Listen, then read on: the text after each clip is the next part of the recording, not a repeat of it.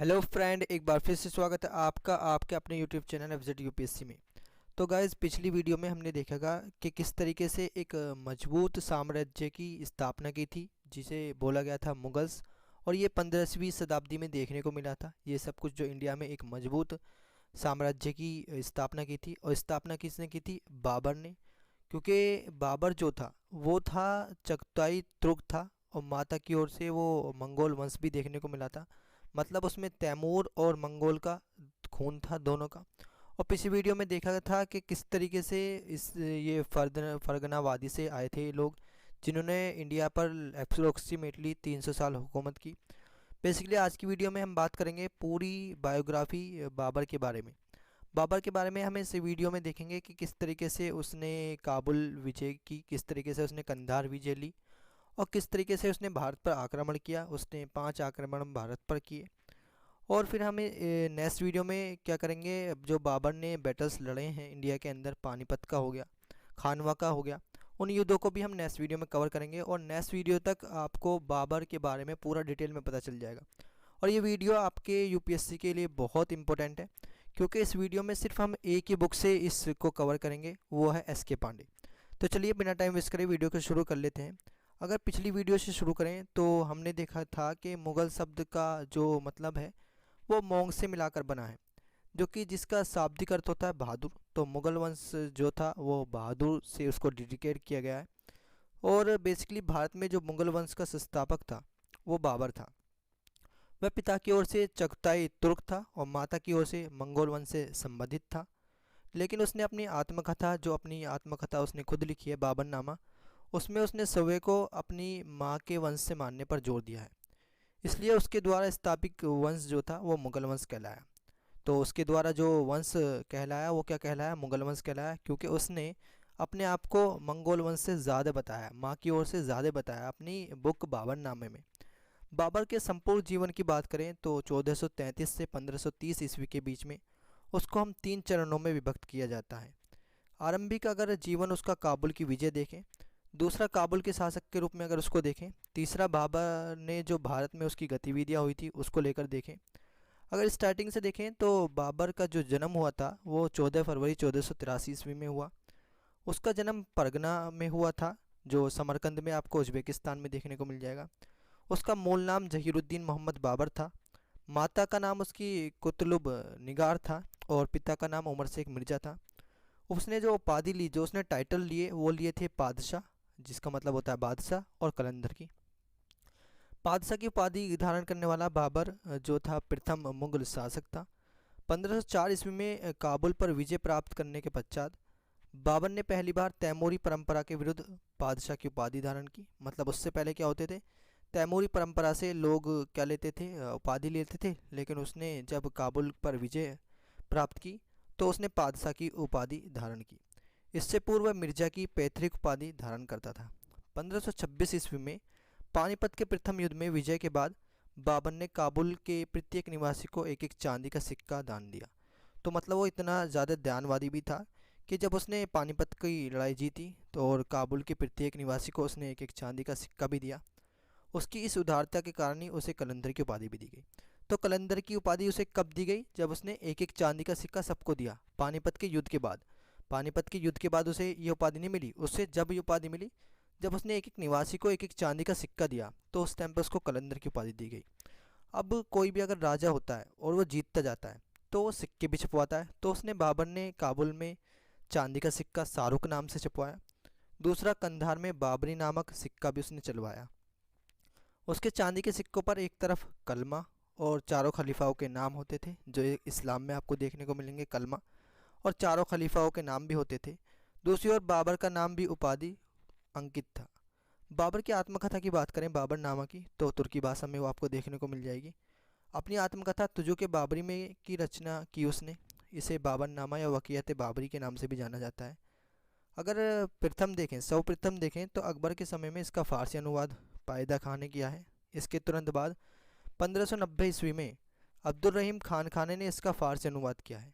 बाबर का फ़ारसी भाषा में से अंग्रेजी अनुवाद सर्वप्रथम लीडन आर्सिन ने किया है। और अगर बात करें अनिंगन ने तो 1826 ईस्वी में किया है। मिसेज बेवरीज ने सर्वप्रथम मूल तुर्की भाषा से इसका अंग्रेजी में अनुवाद 1905 ईस्वी में किया है।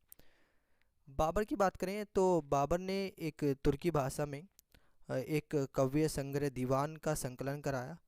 उसने मुबय्यान नामक एक पदशैली का विकास कराया। तो ये बहुत इंपॉर्टेंट है, उसने क्या कराया, मुबय्यान नामक एक पदशैली का विकास करवाया।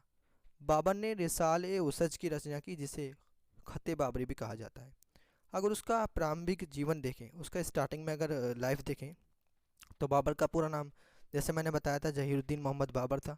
जन्म उसका परगना में हुआ था। उसके पिता का नाम उमर शेख मिर्ज़ा और माता का नाम कुतुब निगार था। पितृपक्ष की ओर से बाबर तैमूर का पांचवा वंशज था, मतलब तैमूर का वो पांचवा वंशज देखने को मिला। और मर्द पक्ष की ओर से, जो माँ के पक्ष की ओर से, चंगेज़ खां का वो 14वां वंशज था। इस प्रकार उसके धमियों में दो वीर विजेताओं का रक्त प्रवलित था, मतलब दो वीर विजेताओं का खून उसकी बॉडी में देखने को मिला। बाबर के पिता उमर शेख मिर्ज़ा फरगना की एक छोटी सी जागीर के मालिक थे।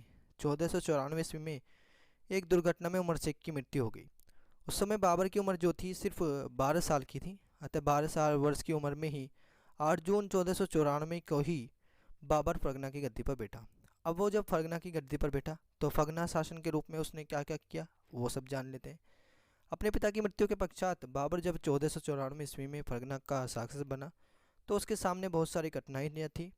उसे सबसे अधिक खतरा अपने संबंधियों से था, जिसमें उसका चाचा अहमद मिर्ज़ा व मामा महमूद खां प्रमुख थे। तो सबसे ज़्यादा खतरा किस चीज़ से था, अपने संबंधियों से था, मतलब अपने एनिमी पर्सन से नहीं था बल्कि अपने संबंधियों से था। दोनों ने बाबर की अल्पवायु का लाभ उठाकर फरगना पर 2 बार संयुक्त आक्रमण किया। मतलब इनके चाचा और मामा ही क्या कर रहे हैं, उन पर आक्रमण कर रहे हैं बाबर पर। किंतु बाबर ने दृढ़ता से उनका मुकाबला कर आक्रमण को विफल कर दिया। अंत में वे एक समझौता कर समरकंद वापस चला गया। इस प्रकार बाबर ने आक्रमण से अपने राज्य को सुरक्षित कर लिया। अब फरगना और समरकंद का निकल जाना, क्योंकि क्या हुआ, वो फरगना का जब शासक बना फिर समरकंद गया, समरकंद का फिर उससे समरकंद उसके हाथ से छूट गया। बाबर महत्वाकांक्षी था। फरगना में अपनी स्थिति सुदृढ़ करने के बाद वह तैमूर की राजधानी समरकंद को पहुंचा। मतलब वो क्या हुआ, फरगना उसने पूरी तरीके से एक्वायर कर लिया, फिर वो अब समरकंद जा रहा है। तैमूर की राजधानी समरकंद को पहुंचा और जीतना भी चाहता था, और उसके चाचा अहमद मिर्ज़ा के अधिकार में था उस टाइम पे वो। समरकंद को जीतने का बाबर का दो ही उद्देश्य था। समरकंद को दो तरीके से ही वो जीतना चाहता था, दो चीज़ों से ही वो चाहता था कि वो क्या हो, समरकंद उसके अंदर में आ जाए। पहला ये था कि समरकंद जो थी वो फरगना के सीमा के निकट ही था। इस पर अधिकार हो जाने पर पश्चिम की तरफ से फरगना के राज्य की सुरक्षा हो जाती, मतलब उसे एक प्रोटेक्शन मिल जाती। दूसरा कारण ये था कि समरकंद 140 सालों से तैमूरियों की राजधानी थी। तो ये क्वेश्चन बन सकता है कि उसने फिर फरगना तो उसने जीत लिया, तो समरकंद को जीतने क्यों गया था। तो पहला कारण तो समरकंद क्या था, एक प्रोटेक्शन एरिया था, प्रोटेक्शन प्रोवाइड करा था फरगना को। दूसरा, समरकंद उनका एंसेस्टरों की उनकी क्या थी, राजधानी थी, कैपिटल थी। इस पर अधिकार के बाद बाबर की प्रतिष्ठा में वृद्धि होती। समरकंद के विषय में स्वयं बाबर ने लिखा है कि मनुष्य के रहने के लायक दुनिया के सब किसी भी हिस्से में समरकंद जैसा आनंददायक कोई और शहर नहीं है। मतलब इतनी अच्छी चीज़ लिखी उसने समरकंद के बारे में कि अगर देखें पूरे अर्थ पर तो मनुष्य के रहने के लायक दुनिया में कोई भी ऐसी जगह नहीं है जो समरकंद जैसी है। बाबर 2 बार समरकंद पर आक्रमण किया। पहला आक्रमण उसने 1496 में किया जो असफल रहा। 1497 में दूसरा आक्रमण किया तथा 7 माह के कठोर घेराबंदी के बाद समरकंद पर अधिकार करने में सफल हुआ। किंतु समरकंद पर उस टाइम पे भी अगर देखें तो उसका यह अधिकार स्थायी नहीं रह पाया। लगभग 100 दिनों के बाद उसकी अनुपस्थिति के कारण उसके राज्य फरगना में विद्रोह हो गया, क्योंकि बाबर तो एक ही था। बाबर कभी फरगना में जाता तो कभी समरकंद में जाता। जब वो फरगना से वापस लौटता और समरकंद पे वो अधिकार के लिए आता तो फरगना उससे छीन लिया जाता, और जब वो फरगना से समरकंद के लिए जाता तो समरकंद उससे छीन लिया जाता। विद्रोह को दबाने के लिए बाबर समरकंद से फरगना के लिए कूच किया, किंतु उसके वहां पहुंचने से पहले ही फरगना विद्रोह के अधिकार में आ चुका था। विद्रोही ने बाबर के सौतेले भाई जहांगीर मिर्जा को फरगना की गद्दी पर बिठा दिया तथा राज्य के शेष भाग पर उसके मामा महमूद खान ने अधिकार कर लिया। बाबर फरगना से पूर्ण समरकंद के लिए लौटा, किंतु उज्बेक सरदार सेबानी खान ने समरकंद पर अधिकार कर लिया। इस प्रकार बाबर के हाथ से फिर समरकंद निकल गया। उसने अपनी आत्मकथा बाबरनामा में लिखा है कि मैंने फरगना के लिए समरकंद खो दिया और अब फरगना भी मेरे हाथ से निकल गया। मतलब उसने क्या करा कि पहले वो फरगना पे शासन करना चाहता था, फिर वो समरकंद की तरफ चला तो फरगना छूट गया, और वो समरकंद से फरगना की तरफ गया तो समरकंद छूट गया। बाबर का अगर राजनीतिक निर्वासन देखें तो समरकंद और फरगना एक अंधेजन दोनों के छिन जाने के बाद बाबर की स्थिति एक बेघर हो गई थी। अब उसका अधिकार केवल गोजंद नामक छोटे से एक पहाड़ी प्रदेश पर रह गया था। किंतु बाबर जो था स्ट्रांग था और चुपचाप बैठने वाला नहीं था। शासन करने की आकांक्षा और जीतने की इच्छा से प्रेरित होकर वह पूर्ण तैयारी के लिए फिर तैयार हो गया और 1499 में फगना पर पूर्ण अधिकार कर लिया। परंतु इस बार भी भाग्य ने उसका साथ नहीं दिया। फलस्वरूप 1500 ईस्वी में फगना उसके हाथ से फिर निकल गया। बाबर का घुमक्कड़ जीवन एक बार फिर पूर्ण प्रारंभ हो गया। इसी बीच बाबर ने समरकंद की ओर कूच लिया तथा वहाँ के उज्बेक शासक सेबानी खां को पराजित कर समरकंद पर अधिकार कर लिया। समरकंद पर बाबर का जो अधिकार था वो थोड़े समय तक रहा। 8 माह बाद सेबानी खां ने विशाल सेना के साथ 1502 में शूर ए पुल के ऐतिहासिक युद्ध में बाबर को पराजित कर हमेशा के लिए उसे मध्य एशिया से खदेड़ दिया। तो ये आपको याद रखना है कि कौन से युद्ध के अंदर सेबानी खां ने किसको, बाबर को खदेड़ कर एशिया से वापस निकाल दिया, मध्य एशिया से। वो था शर ए कुल युद्ध जो था। इस युद्ध में सेबानी खां ने बाबर के विरुद्ध उज्बेकों की नीति तुलगुमा पद्धति का प्रयोग किया। तो ये पद्धति बहुत इंपॉर्टेंट है जो सेबानी खां ने बाबर के विरुद्ध युद्ध की थी सर ए कुल के युद्ध में। ये उज्बेकों की नीति आपको देखने को मिल जाएगी, तुलगुमा। उस टाइम पे इंडिया में इसको जानते भी नहीं थे। बाबर इसका यूज़ पानीपत के युद्ध में भी करेगा। बाबर एक बार पूर्ण 3 वर्षों तक अर्थात 1502 से 1504 तक वह निर्वासन एवं हारे हुए जुआरी की बातें अपने भाग्य के लिए घूमता, इधर उधर घूमता भटकता रहा। भटकते भटकते बाबर को पहली बार भारत के बारे में पता चला और बाबर को भारत के बारे में पता चला वो एक बुढ़िया से पता चला। अरे उसने काबुल की ओर अपना ध्यान आकर्षित किया। मतलब वो अब क्या हो रहा है, मध्य एशिया से कहाँ आ रहा है, अफगानिस्तान की तरफ आ रहा है, साउथ की तरफ आ रहा है। वो काबुल की तरफ अगर ध्यान देता है तो फिर वो काबुल पर अधिकार भी कर लेता है। समरकंद और फरगना के निकल जाने के बाद बाबर जो था उसने काबुल की ओर आकर्षित अपना ध्यान करा। इस बार भाग्य ने बाबर का भी साथ दिया। उस समय काबुल में राजनीतिक उपद्रव फैला था। बाबर के सबसे छोटे चाचा उलग बेग के 1501 ईस्वी में मृत्यु के बाद उसके पुत्र अब्दुल रज्जाक को मुकीम बेग नामक विश्वघाती ने गद्दी से हटाकर उस पर अधिकार कर लिया। उधर जो कुतुज के गवर्नर थे खुसरो शाह की पराजय के पश्चात उसके बहादुर सिपाही को एक बार फिर से वहाँ का शासक बनाया गया और वह बाबर से जाकर सैनिक शक्ति में वो मिल गए और बाबर से आगे उनकी सैनिक शक्ति बढ़ गई। बाबर ने स्थिति का लाभ उठाकर 1540 में वो काबुल पर आक्रमण कर अधिकार कर लिया। काबुल विजय के बाद बाबर के राजनीतिक जीवन में स्थिरता आई। वह वहाँ का शासक बन गया। इसी समय उसने तैमूर परंपरा के विरुद्ध पहली बार मिर्जा की जगह बादशाह की उपाधि धारण की। तो काबुल के विजय के बाद जो बाबर ने मिर्जा की जगह क्या ली, एक बादशाह की उपाधि धारण की। अब वो दोबारा से समरकंद जा रहा है क्योंकि समरकंद उसके हाथ से छूट चुका था। वो फिर समरकंद जीतने जा रहा है। तो काबुल की विजय के पश्चात बाबर के जीवन में एक महत्वपूर्ण मोड़ आया। अब उसे आगामी सैनिक अभियानों के लिए तैयार करने का अवसर मिल गया। मतलब उसे सैनिक टुकड़ियाँ जो थी, सेना जो थी, आर्मी बनाने का मौका मिल गया क्योंकि उसने एक तो राज्य जीत लिया था काबुल। 1507 में उसने कंधार पर विजय प्राप्त कर ली, उसे अपने भाई को सौंप दिया। किंतु दुर्भाग्यवश शीघ्र ही कंधार उसके अधिकार से निकल गया। अब उसने अपना ध्यान समरकंद की ओर आकर्षित किया। समरकंद का विजित करना कठिन कार्य था। अतः बाबर ने 1511-12 में ईरान के शाह इस्माइल सफवी की सहायता से समरकंद, बुखारा एवं खुरासान पर विजय प्राप्त कर ली। तीनों राज्यों पर विजय प्राप्त कर ली। ईरान की सहायता प्राप्त करने के बाद ही बाबर ने कुछ समय के लिए शिया मत भी स्वीकार किया था क्योंकि जो इस्माइल सफवी थे वो शियाई थे। इस विजय के बाद उसका साम्राज्य ताशकंद, कुंदुज, हिसार, समरकंद, बुखारा, फगना, काबुल और गजनी तक विस्तृत हो गया था। ये क्वेश्चन आ सकता है क्योंकि क्वेश्चन ऐसे पूछा जा सकता है कि इंडिया में आने से पहले बाबर का शासक था वो कहाँ कहाँ तक फैला हुआ था। तो ताशकंद, कुंदुज, हिसार, समरकंद, बुखारा, फगना, काबुल और गजनी तक फैला हुआ था। किंतु ये अधिकार भी उसके लिए क्षणिक सिद्ध हुआ और कुछ ही समय पश्चात ये प्रदेश उसके हाथ से सब निकल गए। फिर अब वो काबुल वापस आ रहा है। समरकंद उसके निकटे प्रदेशों जैसे ट्रांस ऑक्शन जिन्हें बोला जाता है। बाबर के अधिक कर क्षणिक सिद्ध हुए। ईरान के शाह के वापस लौटते ही उज्बेकों के पूर्ण इस पर अधिकार हो गए। 1512 में उज्बेक नेता उबैदुल्ला खां बाबर को परास्त कर समरकंद से उसे फिर वापस खदेड़ दिया गया। अब वो भारत आ रहा है। वो क्या हो रहा है, काबुल जीत कर और कंधार जीत कर वो भारत आ रहा है। तो उसका भारत पर जो आरंभिक पहला आक्रमण हुआ वो 1524 से 25 के बीच में हुआ जब काबुल का शासक बना रहा था वो इसी बीच उसने भारत की भावी विजय की योजना बनाई। कठिनाइयों और विपरीत परिस्थितियों से जूझते जूझते बाबर की राजनीतिक सूझबूझ अत्यधिक बढ़ गई थी। मतलब वो बार बार जीत रहा था, हार रहा था, जीत रहा था, हार रहा था। उस चीज़ से उसको एक्सपीरियंस मिला। निरंतर युद्धों में लिपट रहने के कारण वह मध्य एशिया की लड़ाकू जातियों की युद्ध प्रणाली से पूरी तरह परिचित हो गया। उसने उज़्बेकों से जो प्रणाली ली वो थी तुलगुमा प्रणाली। ईरानियों से उसने बंदूकों का प्रयोग करना सीखा। तुर्कों से घुड़सवारी तथा मंगोलों व अफगानों के व्यूह रचना सीखा उसने। काबुल में ही बाबर को उस्ताद अली तथा मुस्तफ़ा नामक तुर्की तोपचियों की सेवा प्राप्त हुई, जिसकी सहायता से उसने तोपखानों प्रभावशाली बना लिए। बाबर ने उस्ताद अली कुली को अपने तोपखाने का अध्यक्ष नियुक्त किया। बाबर के भारत पर आक्रमण के पश्चात ही की अगर बात करें, भारत की यह पहली स्थिति थी जो मोहम्मद गोरी और गजनवी के समय थी। भारत अनेक छोटे छोटे राज्यों के समूह में था जो निरंतर संघर्ष और आंतरिक कलह से पीड़ित था। इनकी दुर्बल और अस्थिरता स्थिति ने बाबर की विजय को आसान कर दिया। बाबर उस टाइम पे जो था बहादुर, जिस टाइम पे भारत था वो टुकड़ों में बटा हुआ था।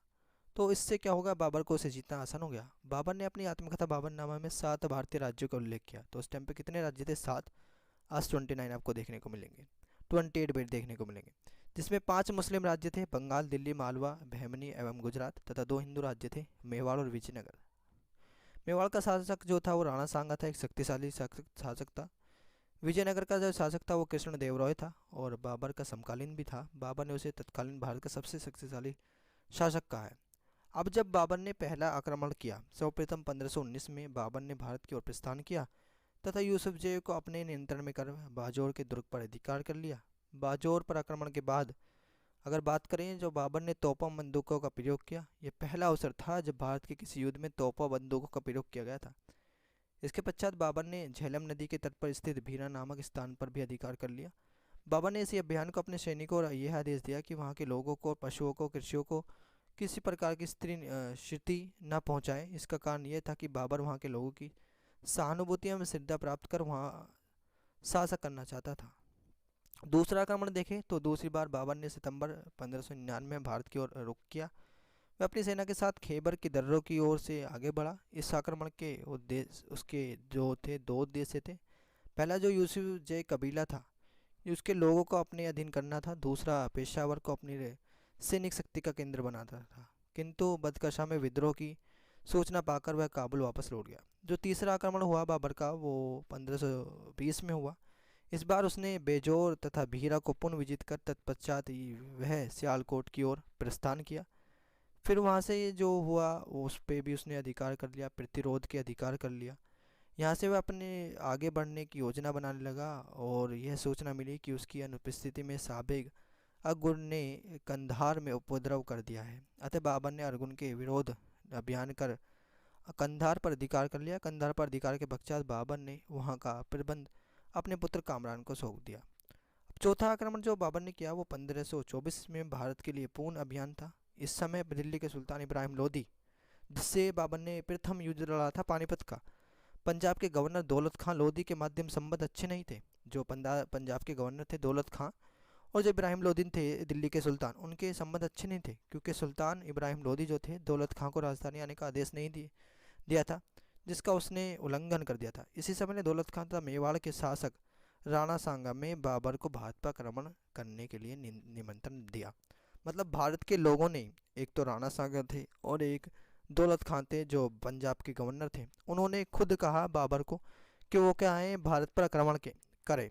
और उन्होंने किस लिए कहा था? उन्होंने कहा था कि बाबर अगर भारत पर आएगा और वो आक्रमण करेगा और लूटपाट करके चला जाएगा, फिर क्या होगा, राणा सांगा क्या कर सकते हैं, दिल्ली पर आराम से आक्रमण कर सकते हैं, दिल्ली को अपनी एक कैपिटल बना सकते हैं। लेकिन ऐसा नहीं हुआ। बाबर ने यहीं रहने की ठान ली। बाबर को भारत पर आक्रमण करने के लिए उन्होंने बुलाया। दौलत खां ने अपने पुत्र दिलावर खां द्वारा बाबर को यह संदेश भिजवाया कि वह सुल्तान इब्राहिम लोदी को दिल्ली के सिंहासन से हटा दे और उसके स्थान पर अपने उसके चाचा आलम खां लोदी को गद्दी पर बैठने में सहायता करे। उधर राणा सांगा ने भी बाबर के पास एक दूत भेजा था, जो आगरा पर आक्रमण करने का आश्वासन उन्होंने दिया था। बाबर के लिए स्वर्ण अवसर था। शीघ्र ही उसने लाहौर और दीपालपुर पर अधिकार कर लिया और दिल्ली की ओर प्रस्थान किया। दौलत खां अपने दोनों पुत्र गाजी खां और दिलावर खां के साथ बाबर से जा मिला। युद्ध के पश्चात बाबर ने दौलत खां को जालंधर और मुल्तान की जागीरें देने का पेशकश की। बाबर की इस पेशकश से दौलत खां संतुष्ट नहीं हुआ, क्योंकि दौलत खां के दूसरे पुत्र दिलावर खां अपने पुत्र पिता के साथ विश्वासघात कर बाबर का साथ दिया, जिसके फलस्वरूप बार बार प्रसन्न होकर उसे सुल्तानपुर की जागीर तथा खाने खाना की उपाधि दी। आलम खां के दीपालपुर की जागीर प्रदान की, जिससे दौलत खां लोधी के स्वयं को अपमानित अनुभव मिला। अब जो पांचवा आक्रमण था वो बाबर ने भारत पर किया और अंतिम आक्रमण था 1525 में दौलत खां के विरुद्ध किया। उसने काबुल और कंधार का प्रबंध अपने पुत्र कामरान को सौंप दिया और शक्तिशाली सेना के साथ भारत की ओर प्रस्थान किया। अब इस वीडियो में हमने क्या देखा कि जो भारत पर आक्रमण किए थे सारे पांचों आक्रमण, उनके बारे में पढ़ लिया। बाबर की हमने स्ट्रेटेजी पढ़ ली कि उसने किस तरीके से फगना को अपने अंदर लिया, फिर समरकंद को लिया, फिर उसको हटा दिया गया सेबानी खां के द्वारा, फिर उसने भारत की ओर प्रस्थान किया। और बाबर को बुलाने वाले जो थे भारत में वो थे राणा सांगा और दौलत खां, जो कि पंजाब के गवर्नर थे। तो नेक्स्ट वीडियो में हम क्या देखेंगे कि बाबर ने जो बैटल्स लड़े हैं इंडिया के अंदर, बेसिकली पानीपत हो गया, खानवा का युद्ध हो गया, चंदेरी का हो गया, गागरा का युद्ध हो गया, उन सबको नेक्स्ट वीडियो में देखेंगे। और पूरी तरीके से जो बाबर की आत्मकथा है उसको पूरी तरीके से हम इस नेक्स्ट वीडियो में कवर करेंगे। तो वीडियो अच्छी लगे तो वीडियो को लाइक करें, चैनल को सब्सक्राइब करें और इसे अपने फ्रेंड सर्कल में भी शेयर कर दें। तो चलिए मिलते हैं नेक्स्ट वीडियो में, तब तक के लिए थैंक यू, जय Hind and never give up.